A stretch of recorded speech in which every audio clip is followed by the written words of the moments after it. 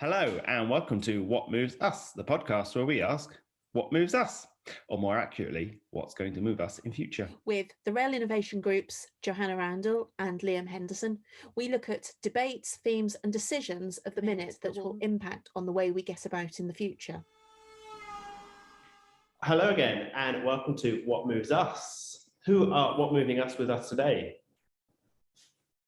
Me, I am Deb Carson. Hello. And You're 2 meters apart. I'm 2 meters away because you keep on sneezing. Oh, whatever. How many meters apart am I? So Johannah is up here in Pitlochry, Scotland. How many meters apart am I from London, Soho? Oh gosh, I would like to I'm going to go with, you must be about 700 kilometers away. So what would that be? 7,000 meters. 7,000 meters. No, it's got to be. It would be more than that, wouldn't it? 700,000 kilometers. Yeah. There you go. That shows how excellent our maths is, isn't it? Hey, we got there. Anyway, nice to see you both. We have been extremely busy this autumn. We're recording this on 1st of December. It's 15:19 in the afternoon. I had my first chocolate from my advent calendar this morning, from a Kinder advent calendar. It's very nice. Oh, I had a mince pie. You did. Yep. So I had a mince pie on Sunday. It is that season where we just start eating more. So there we go. yes. So we do have an agenda, which I'm going to run through to keep us on track, which is the events we've done this autumn. So this is a bit of a catch-up podcast before we obviously disappear for Christmas time. And so Christmas and then it's 22, which is obviously End of 2021. Yeah, we'll be doing a booster newsletter soon as well. So what have we been doing since we were able to do events again? We've done 2 events in London. So we heard from Open 10 Times and IOTICS about using data in unexpected ways and the outputs you get, which was very good. Then we heard from Junction again in London, and they told us about their Innovate UK funded project with regard to travel planning. And then I had a trip because someone pulled out the last minute. I had a trip to Sheffield to go visit 3 Squared. So 3 Squared hosted a event with Porterbrook Rail a few weeks ago, and we heard about, I don't know if we're allowed to tell people what we heard, but it was about planning freight paths and again, using data from the rolling stock. So lots of data. Yes, disappointing lack of Monster Munch at one of the London events, I felt. But other than that, very good set of conversations. And sadly, I couldn't be at the Sheffield event because I was one that let everyone down at the last minute by getting COVID. Where'd you get it from? I got it from my lovely, darling son. So, and I blame VAR actually, because I was at an Arsenal game. We were both at an Arsenal game. And we actually scored 3 goals, so we hugged 3 times. VAR checked 2 of the goals and disallowed them. So actually, if it wasn't for VAR, I might not have actually got COVID. So, or I might have got COVID for the right reason, if you know what I mean. So, is that a case for doing away with VAR? Because there are many cases for doing away with VAR. But I pointlessly hugged my son 3 times because he didn't know he had COVID. He came down with it the next day, and I should have only hugged him once. That is the error. That is the risk of hugging your children. I know. So, but I'm better now. So yeah, the chef would have gone well without me. Obviously, it would have been much better if I did that. But right. Well, busy times. Unfortunately, one of our events had to get postponed into 2022. So that was our visit to Bristol, but that should be happening on the 19th of January, hopefully, subject to nothing else changing. And we understand that there is a job lot of Monster Munch waiting for us there. Excellent. And Very glad to hear it. I was just about to ask, is there a shortage of Monster Munch? No. Because I've got quite a bit in my garage. Well, you're sorted. I bought some in preparation of lots of virtual meetings. Oh yeah, for your Monster Munch toasties. for my most monster munch toasties, which I will bring when I come to a live event, but I don't think I'll be able to come to the January one. We Because have our depending on Christmas what beta happens, in the 15th as well.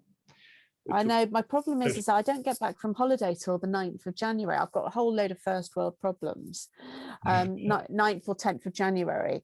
And it's all this isolation rules that have now come in, you know, when you come in from I mean, like the fact that I've been on a ship for 6 years and haven't been anywhere for 6 years, for 6 days, and wouldn't have been anywhere. So the chances of me having COVID will be low. I've still got to isolate when I get home. Well, But the really stupid thing, of course, is that I can arrive in Southampton, travel all the way to Pitlochry, do my test, and then I have to isolate till I get my results. So in the meantime, I've like, you know, spread it all around England. you won't have spreaded it because you'll be wearing your face covering as required currently as of yesterday on public transport. Well, of course, England. in Scotland, we've still had to wear our masks. So nothing changes in Scotland. You can show us how to wear it properly. We've all seen the diagrams. Anyway, so what are we talking about today? Well, actually, Johannah, you told us your exciting news. So let's cover that off before we then go into our longer discussion. What have you got to tell us? So having moved to Scotland and embracing all things Scottish, my first big news is that I've been appointed to the Steering Committee Scotland of Women in Rail. So that's very exciting. So that's happened in the last week, and I've got my induction tomorrow afternoon. So that's exciting. And then my second bit of good news is that I've also been appointed to a role with the Scottish Rural and Islands Transport Community, where I'm going to be helping them out with some project management and stakeholder management, because they are expanding their group. They're a very similar group to Rail Innovation Group in that they're a not-for-profit, and they're all about promoting all things about the Scottish community, improving mobility in the area. So I'm really excited about getting involved in that next year. That is exciting, especially as the union connectivity review has just come out, and there's lots of stuff in there about how we need to be doing more to, you know, connect up the two nations better. There's 4 nations. Absolutely. And it's doubly exciting from that point of view as well. Doubly exciting from that point of view as well, because they do online events, virtual cafes as they call them, and they have a bring your own cake. So we have our munch and learns with our Monster Munch, and they have bring your own cake. But their February event is all about passengers and parcels. Can they be bedfellows in the rural community? So alignment with the work that we did this year. So I'm looking forward to hearing some different perspectives on that next year, and maybe we can hook up and do some more work on that, expanding our ideas and community on that as well. That sounds really exciting. Yeah. So Johannah, just a quick question: where is the geographic demise of the Highlands of the group? So in terms of people that participate, it's worldwide. They get people joining from all over the world in their virtual cafes.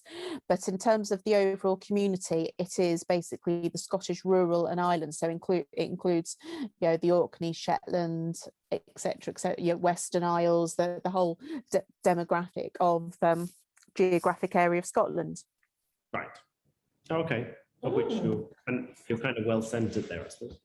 I am. Jenny Milner, who is the sorry, I said Jenny Milner. It's Jenny Milne, who is the founder of the group. She's in rural Aberdeenshire.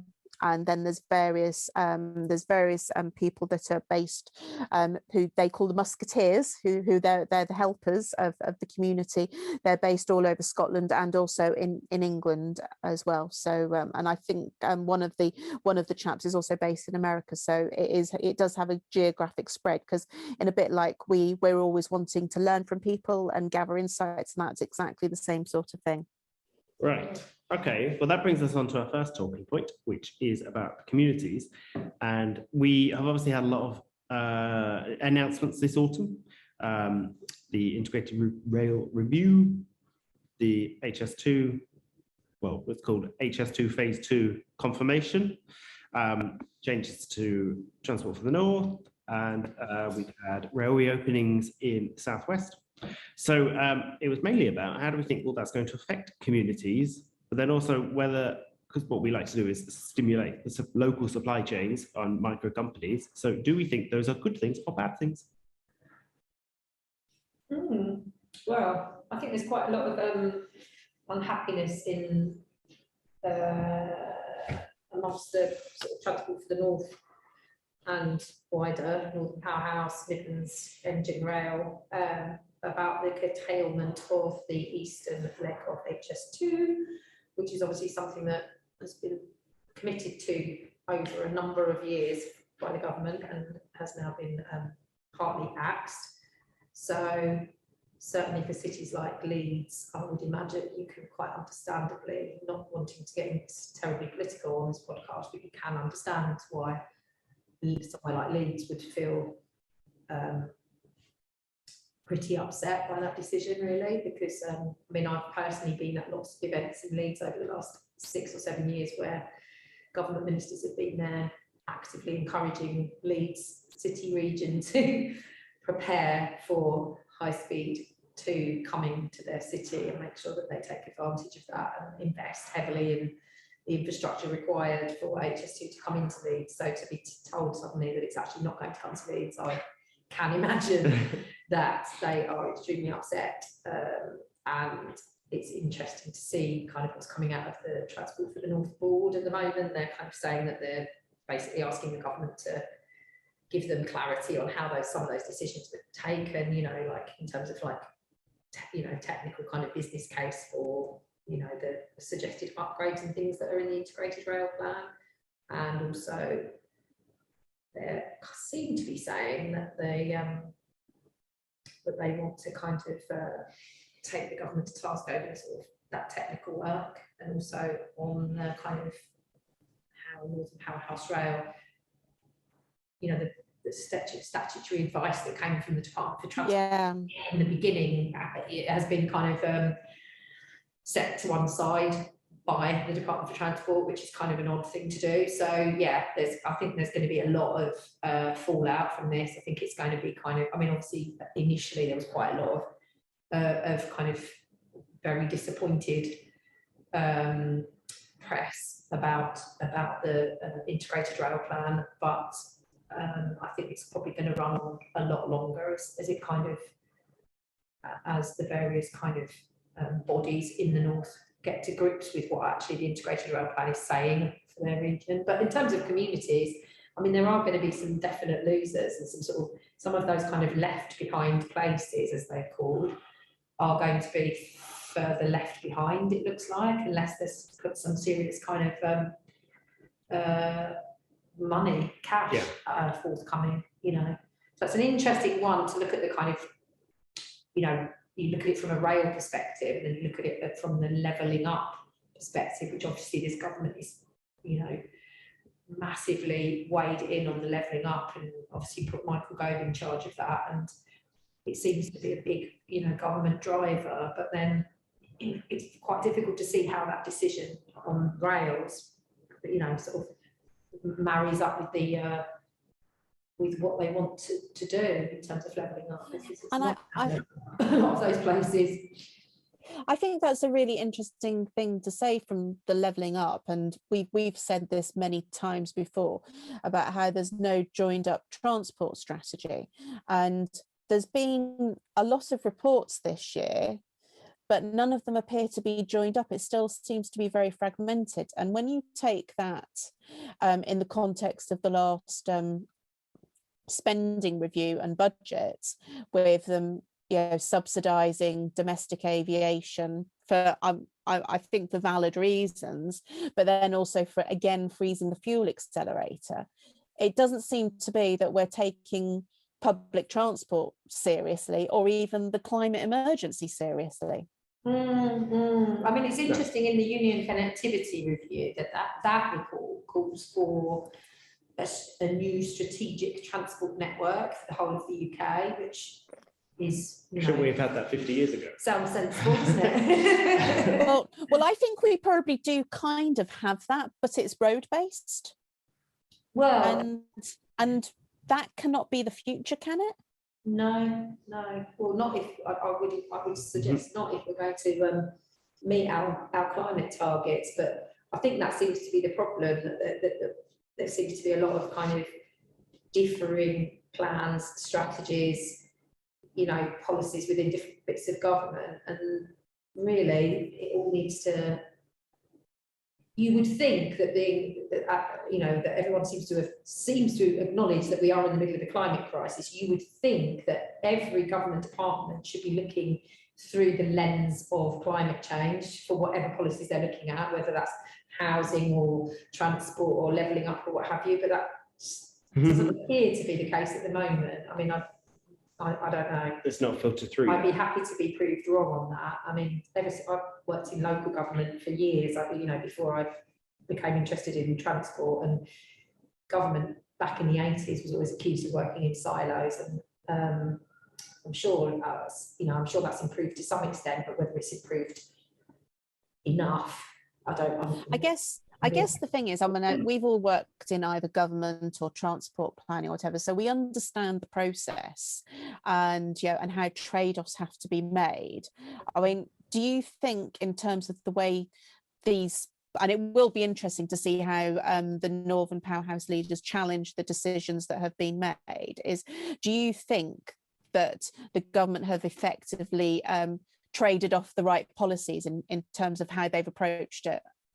Well, I'd be interested to see how they've looked at the impacts of the decisions, which is exactly what Transport for the North are asking them to do, I guess, is to show their homework, really. That's what they kind of seem to be calling for. Because to me, it seems like there are things like, you know, one of the massive arguments for High Speed 2 and definitely for that eastern leg of HS2 was to free up capacity, which provides more freight opportunities, more opportunities to get freight onto the railway. And that's one of the biggest kind of drivers for, you know, that's one of the biggest reasons for building, you know, high-speed line, really, is that it gives that opportunity for freight to be moved off of roads. And if you look at the kind of, you know, the carbon context of that, it's pretty significant. So yeah, I don't know how, can't quite see how that can be kind of, you know, if you're saying that, okay, you're not going to do certain parts of that line, but you're going to do upgrades, but that's not going to give that freight opportunity. It won't, because that was part of the reason why the business case for HS2 was developed in the first place, was because you can't get that release capacity from upgrading. You see, that's what I don't get about cancelling that eastern leg, because here we are, you know, in at the end of 2021, and does the business case still stack up for HS2 if you don't do the eastern leg? Because didn't we have a review 18 months ago that said you had to go ahead with the eastern leg? Well, the eastern leg is a really significant part of the business case for the whole of HS2. So again, I'm not, you know, I guess that in some ways that perhaps, you know, it must be a bit daunting for HS2 Limited, because obviously they're still trying to get phase 2A through Parliament. That hasn't been given, that hasn't gone through Parliament yet. So they must partly be thinking, well, if the eastern leg can be shelved, then is any of it safe? But I mean, essentially, if we ended up with a line from London to Birmingham, well, that would just have entirely wasted 50-60 billion pounds, you know. So I just can't imagine that. But it's quite hard to call the way government decisions are going, because but the commitments the other day were to take it to Manchester city centre. Yeah, but then the commitments have always been to take it all. Yeah, no, I understand that. That's the problem. All of, I guess that is the thing is, I mean, because when you think about, you know, I mean, how long have they been going on about Northern Powerhouse? Yeah, I mean, like that started under the coalition government. So here we are 11 years later after the coalition government, yeah, and they've pretty much shelved it. But, you know, and that was in the 2019 manifesto. HS2 was in the, you know, the 2019 manifesto. All of this stuff was in the 2019 manifesto. So, you know, has the government in terms of, you know, and we've got, yeah, I mean, I know they'll always say, you know, pandemic has changed everything, but in some ways we've got to be, you know, the pandemic has got to, whilst it might be taking up all our time now, some of the things to do with public transport and levelling up will actually improve some of the outcomes from the pandemic. Yeah. I just wanted to jump in on something you said previously, which is about the need for more freight cars meant that's why the Eastern branch was to take passenger trains onto high speed to allow space for freight on the classic rail. But the process of upgrading the classic rail instead of doing HS2 is going to mean that you have much constrained capacity for the entire period of the upgrade, which the thing that will have to be removed is freight. Yeah. Because that's the one that seems to be the one that you always take off to make space. And also it's going to be really disruptive. Yes. Super disruptive to people who are in the north who are already experiencing a much poorer rail service than people that live in, say, London, for example. Yeah. The other thing which I think is interesting is that we're always accused in the UK of having really high infrastructure costs compared to other countries. But the chopping and the changing of the scope of projects is one of the biggest drivers for high infrastructure costs. And I mean, if you think how long it's taken for this project to get through Parliament piece by piece, and had the Oakenby review where the whole of the sector was kind of waiting with bated breath, to see whether the project was going to go ahead at all or be shelved. This constant chopping and changing is what drives high infrastructure costs in this country. So have those costs now baked in the government, the additional government stimulus, whatever, for all the supply chain problems? Then they said, well, that will lead to a higher wage economy because there's less unskilled labour coming in. So you pay domestic people more money, which is going to have a knock-on impact upon the cost of construction for HS2 or other rail upgrades, because everywhere down the supply chain, the government is telling employers to pay more money. Does it yet realise that it's going to have to pay more money for its contracts? You'd hope so, because I think, for anybody who's thinking about domestic projects at the moment, I've been informed by architects that you can assume that there's a 20% extra cost involved, because it's not just the additional wages which related to that we don't have the same ready supply of labour that we had 2 or 3 years ago, but it's also the cost of which is a wider global issue, the cost of importing materials as well, because everything's costing more because of the supply chain problems. But of course that's all good, isn't it? Except when you have to pay for it. Steering you away from politics, I wanted to ask you another question, pose another question, which is, the government is, the HS2 and integrated rail plan seem to me point a big long main line, HS2 main line from London to Manchester up the west coast of the country, and a little branch sticking to Nottingham or the East Midlands, and basically abandoning the East Midlands, the Upper East Midlands and the North East, so Leeds in particular. Has the government now just said that the dynamic part of our economy is London to Manchester and sort of abandon Leeds and Sheffield? And if you are a small company... If you're a small company, you have to get a tram. If you're a small company, surely you now set up on this Western Arch, which is clearly the priority arc for our country, is London, Birmingham, Manchester. Well, I mean, that's not what Grant Shapps said when he announced it. But just look at a map, you can see where they're putting money. But you see, it's interesting, you see that kind of questions and the population and everything like that, because I think on the day the announcement on the Northern Powerhouse came out, I heard an interview, and that on the Today programme, I think it was, where somebody was saying that these population areas are not insignificant areas, and and I wondered when we're talking about it, you say, they have to get a tram, whatever, and we've just got branch lines and things as that, is that, is the rest of the country actually paying for the delays to Crossrail? So is London yet again sucking out, all of the investment, and because of all the problems with, Crossrail and everything, that's also playing into the dynamic of the decisions? Oh, I don't know. I actually don't know I don't know enough background to say whether I agree with that or not. I don't know. I've not. It's just, in terms of, what it blights us. But I think, in terms of, what does it mean to the supply chain? I mean, have lots of people been, expanding their operations and setting up along the Eastern Corridor in preparation for being able to supply HS2, to being able to supply new services along that route? And will that now all be sucked out, and everybody will move to the west coast? I think it's saying if you want to invest in a business, invest in the West Coast, because you will have fast new infrastructure. Certainly, if you're planning on moving to the East Midlands hub, then that's now abandoned.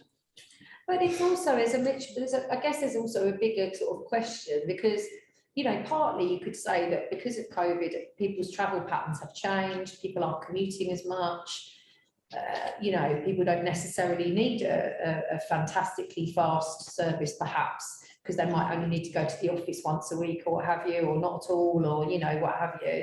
These are the arguments that seem to be being made. I'm not sure if I entirely agree that everyone is going to stay in the office, although, the COVID thing seems to be, a gift that keeps on giving. So who knows? We've got all these different variants happening now, so it might be that we never end up coming out of anything other than the kind of world that we're in now. I mean, I hope not, but you know what I mean. But I think, it's an interesting one, isn't it? It's like building a business case for whatever, whether it's a new railway line or, upgrading existing or what have you. It's very much predicated on the kind of usage, isn't it? Like, how many passengers can you get? And it's like, or have you got, sort of thing. So it's like chicken and egg, isn't it now? It's like, what does that mean? Does that mean that certain places now where there's a lot less passengers than there were, is the government going to just think, well, nobody's getting on that line now, then it doesn't matter, does it? We won't worry, sort of thing. But you see, that's interesting in itself. Yeah, because overall, surely what we should be doing is encouraging people to use mass forms of transport that are more sustainable, right? So if we're doing that, then that does surely impact on the way that we should be looking at making the case for transport as a whole, kind of thing. But do you know what I mean? Like taking a leadership role in that, and saying, rather than sort of sitting back and thinking, well, we'll kind of build this on a need, we should be encouraging people back onto the railway or whatever. I think you're multimodal transport modes. I think you're absolutely right in terms of, about encouraging people. It needs to go wider than what has been done so far, but I think that's probably because there's probably a bit of nervousness around the gift that still keeps on giving. But I also, because I was at a railway industry association event last week, and the thing that struck me is that at the moment everyone's still trying to work out where is this going and what's happening. And I think there's this transition that everyone's finding difficulty in making, in the fact that we're still looking at transport through the lens of a commuter or a business traveller. Yeah. And I think, Liam, you'll know more about this because of the work you've been doing, is that about the growth in leisure and what actually that means for planning services. Exactly. And that's one of the things. HS2 was not supposed to be a commuter line, was it? Really, it's supposed to be freeing up capacity for commuters on the other lines. Sorry, Liam. True. Well, now you've got the thing of the long distance commuting. If it is true that lots of people are leaving big cities to live in the countryside, they end up commuting longer, and those places less but longer, and those places with fast. Yeah, but the thing is, that it prioritises places with fast connections back to the cities. So if you happen to have a stop on a main line in the middle of nowhere, I'm just literally going to make somewhere up, like Oxenholme, which is on the west. You don't need to. I'm in it. Pitlochry. Fine, but that means that those places will not be left behind, because they will people will start moving to those places knowing that they've got that good link. They won't be going to the places that have 3 changes and a branch line. No. But in regard to leisure travel, yes. So we did a conference. We were in forget. We were in Vienna. was thinking, because it should have been in Rome got cancelled as well.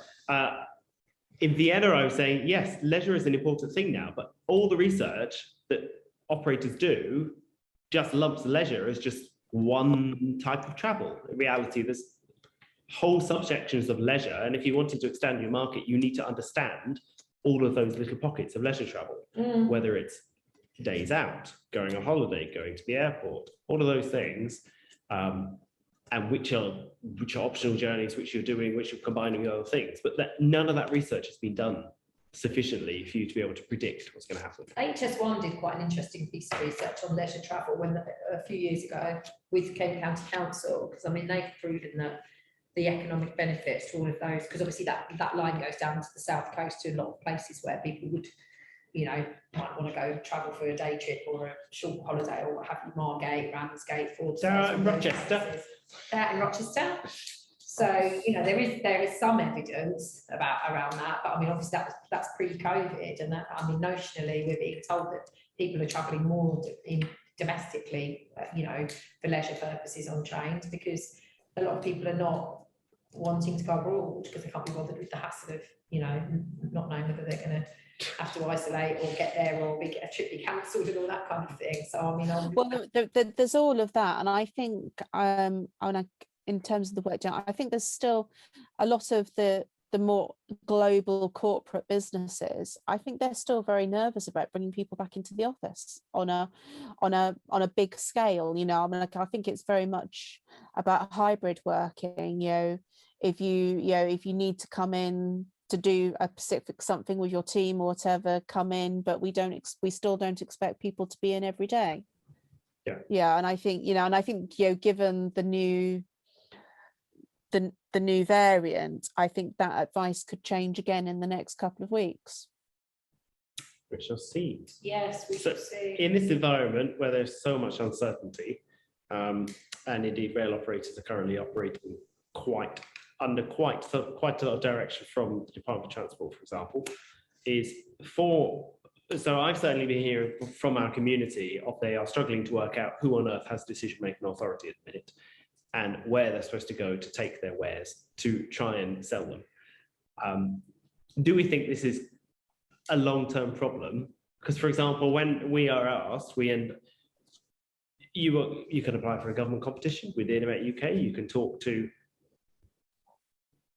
Narrow Rail, but talking to anyone else, the decision's got to go to the Department of Transport to spend any money. So where should our small companies be going? Basically, I think that's know. Just listening to you saying about that. I mean, like my view is actually that innovation is kind of frozen. Right. And if you are a startup looking for a place to sell your product at the moment, it is incredibly difficult, because I think uncertainty is adding to a problem that was there before. You know, so it was always difficult finding the right person to talk to or the right person to pitch to or whatever. But I think nobody wants to do anything now because the pandemic's been going on a long time. There's lots of flux in the industry. There's everyone. I mean, if you're a small business or a startup, how on earth are you going to make out what all these new policy changes are? Yeah, they haven't got, you know, hundreds of people helping them wade their way through it. So if you're a startup, what do you do? How do you get help? Because I don't think it's there at the moment. No. Well, it certainly has done nothing for confidence in the sector, having to wait 18 months for the integrated rail plan to come out, for example, you know. Yeah. Yes. And whilst all of this, you know, whilst you've got challenges, everyone trying to process it, and also new legislation, what does that mean for next year? What does it mean for the year after? Because we could be in this stasis, I guess, for 2 or 3 years while everyone's trying to work out what this means and where it's going. Yeah. Just laughing because I'm looking at the agenda, the speaking points I've got, and the last one was, let's not all be negative. No, I don't mean to. I mean, okay, right. The one thing, right, okay, I can give you lots of things I'd wish for, but the one thing I would say is that I would say that probably if you want to do something, do it in Scotland or Wales. And the reason why I say that is because probably, well, apart from the fact that I'm in Scotland, so of course it's brilliant now, is this, I think, because you've got, because Scotland are obviously ramping up for the franchise moving back into government control, so they're a lot more integrated. So I think it's probably easier to find the person you need to speak to, because I think the position is more certain and settled, and I think they've got ambitions to do things. And I think that you've got the same thing with Wales as well, is because they've already integrated, and I think Transport for Wales have more control over the whole picture. So that's so that would be my positive. And I guess from that sense as well, as you can also probably learn maybe from a bit from the metros and that, but I think, you know, funding is more problematic for the English metro system, as, you know, not wishing to be negative again, but we're all seeing sort of like the news with TfL, and I know a lot of that is politicking, but it's not looking very good for TfL, is it? So that was, so if you want to do business, I'd say go to Wales or Scotland, because you might have it. And obviously Transport for Wales have just launched their new accelerator again, but I haven't seen anything come up about doing it for transport in particular. I've not seen anything coming out in terms of Innovate UK yet, and I don't know whether they're doing their first of a kind competition or anything, because obviously they've also merged with the KTN, and I think there's more reshuffling going on around the catapults as well. So I think there is lots to be positive, but it's all uncertain, and there's still lots of stuff that needs to come out and settle down again. Right. Yeah, agreed. Last words from Deb? Last words from me. Well, I think that I'm hopeful that there will be some sense of urgency to the need for, you know, from government, I mean, to the need for clarity around some of the stuff in the integrated rail plan, which isn't particularly clear.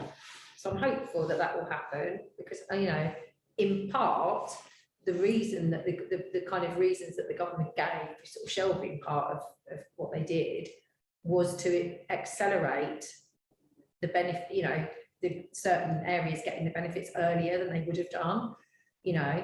So for that to actually be the case, there does need to be some urgency around how that's going to work and where the money's going to come from, and, you know, how quickly that's all going to happen. So I'm kind of sort of steadfastly hopeful that will be the case, and I hope that, you know, we don't end up going back into some kind of horrible lockdown where people again are not using public transport and what have you, because that certainly doesn't help, does it? No, not at all. You know, so my hope is for that, and obviously world peace. So yeah, that's it. Oh, and there's that. Your phone's ringing. And that's my phone ringing. So Liam, you've got to say what you wish for. Unlimited mince pies, just generally that. Certainty. I'd already written certainty, so certainty in the industry. Anyway, Deb has left us. You have to leave us. So, well, we did that record time. Merry Christmas, and see you in 2022. Oh yeah, wow, so soon. All right then, ta-ra, Merry Christmas. Merry Christmas, bye.